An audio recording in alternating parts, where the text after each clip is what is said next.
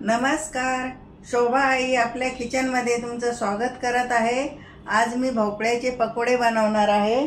भोपळा घेतलेला आहे, मी धुवून घेतला। आता याला कापते।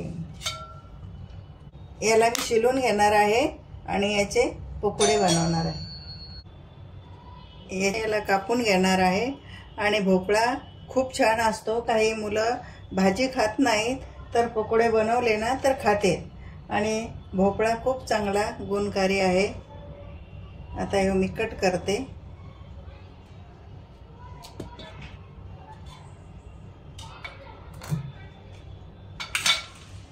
कारण कडू बिडू असला तर असं हे करून घ्यायचं।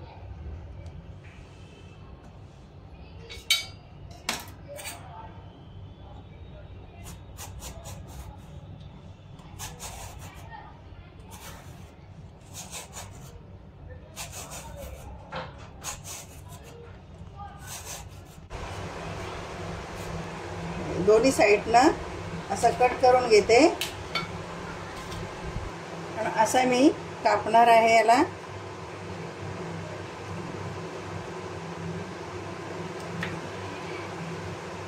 कवळा आहे, याच्यामध्ये बिया पण नाहीत।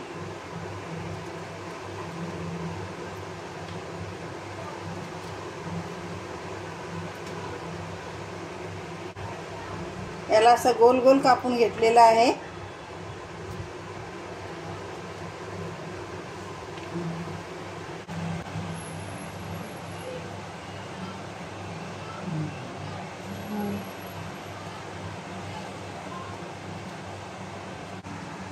बघा गोल गोल किती छान चकोते झालेले आहेत। आणि आता याचे मी पकोडे बनवणार आहे। 100 ग्राम चण्याचा आटा घेतलेला आहे। हा मी मिक्स करते। आता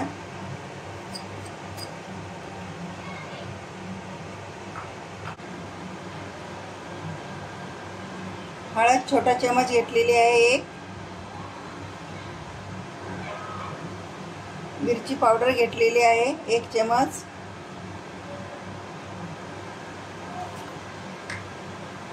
याच्यामध्ये थोडासा हिंग टाकत आहे।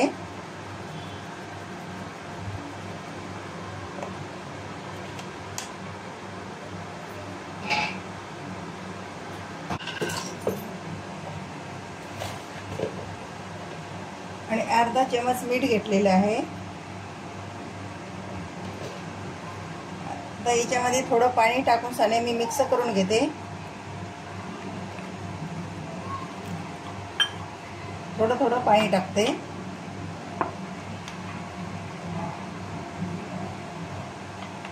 कारण गोळे नाही बनले पाहिजे याचे,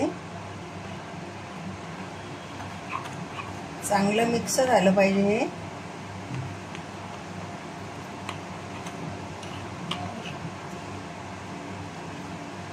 थोडंसं पाणी परत टाकते।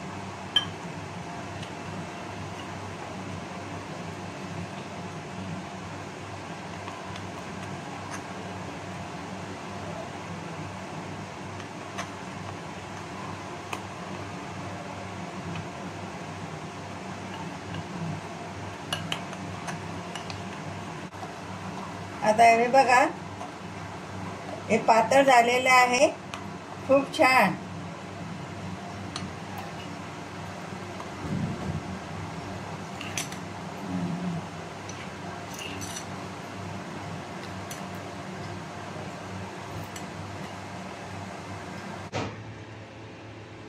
आता तेल गरम करून घेतलेलं आहे। आता मी बेसनामध्ये पकोडा याच्यात कालवते आणि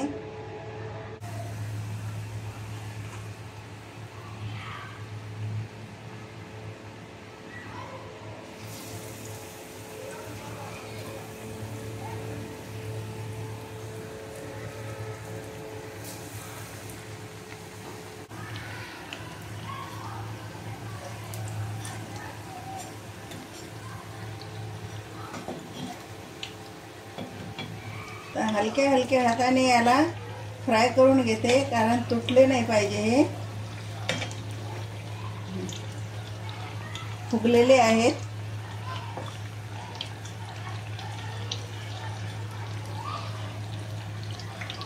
छान आता कुरकुरीत झालेले आहेत.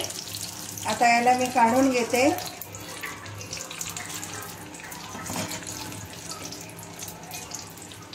पावसामध्ये चांगले खायला असतात ते. भोपळ्याचे पकोडे तयार झालेले आहेत. खूप छान.